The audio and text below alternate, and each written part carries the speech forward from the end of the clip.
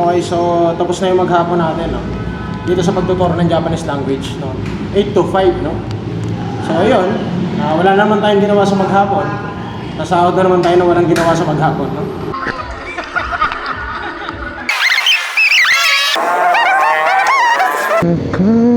Ito si Bray.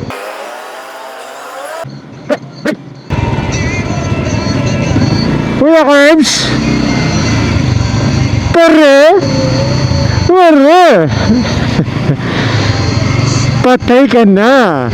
Isa lang ibig sabihin na ito, pre! Pre! Isa lang ibig sabihin na ito! Tara na!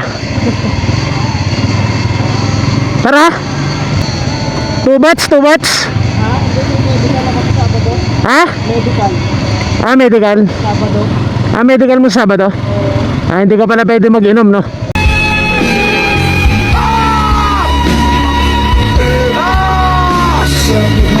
Sabado na lang. Sabado. Patay.